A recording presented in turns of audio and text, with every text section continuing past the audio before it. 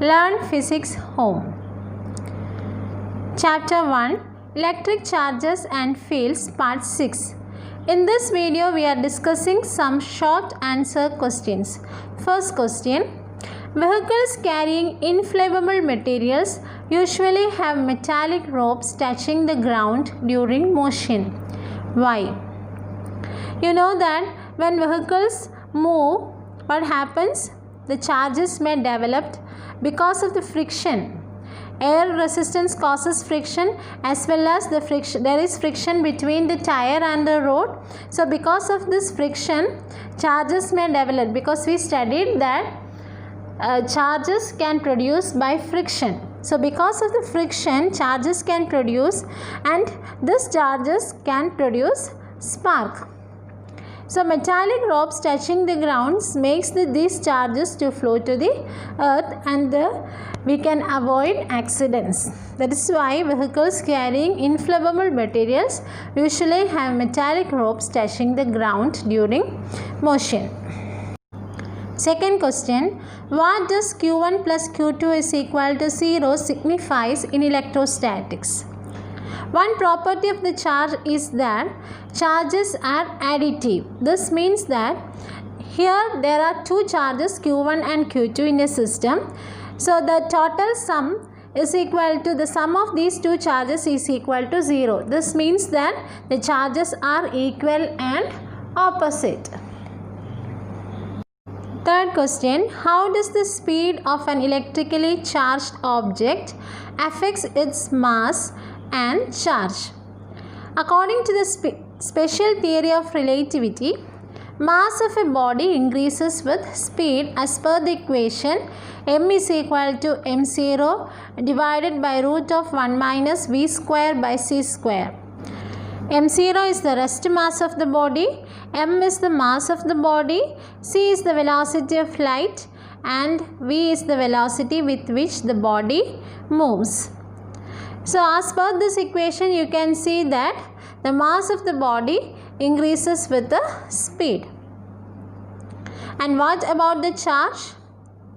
Charge remains constant. Even if the speed of the body increases, the charge of the body remains constant. So charge, there is no change in the charge when the body moves, or if the speed changes, there is no change in the charge of the body, but mass will change. What is the force between two small charged spheres having charges 2 into 10 raised to minus 7 coulomb and 3 into 10 raised to minus 7 coulomb placed 30 centimeter apart in air? So how we will find the force between the two charged spheres? So here we have two spheres of charges 2 into 10 raised to minus 7 coulomb and 3 into 10 raised to minus 7 coulomb.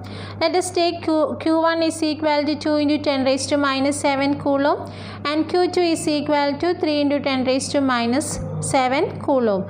And these two charges are separated by a distance 30 centimeter. So first let us convert R is equal to 30 centimeter. The distance between the two charges is R. It is equal to 30 centimeter. So when we convert into meter, 30 into 10 raised to minus 2 meter. Then we can apply the Coulomb's law. F is equal to K Q1 Q2 by R square, or F is equal to 1 by 4 pi epsilon 0 Q1 Q2 by R square, and we know the value of 1 by 4 pi epsilon 0. It is 9 into 10 raised to 9. So substitute these values, then we will get the answer. The electrostatic force on a small sphere of charge 0.4 microcoulomb due to another small sphere of charge minus 0.8 microcoulomb in air is 0.2 Newton. What is the distance between the two spheres? What is the force on the second sphere due to the first sphere? So first we have to find out the distance between the two spheres. Again we can apply the Coulomb's law. F is equal to K Q1 Q2 by R square. Here we have to find out the r, so cross multiply the equation. Therefore r square is equal to k q1 q2 by f.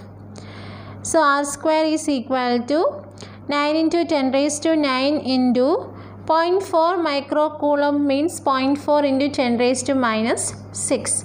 0.8 microcoulomb means 0.8 into 10 raised to minus 6. So substitute the values and we are getting r square, then taking the root we will get r. Now the second part of the question is, what is the force acting on the second sphere due to the first?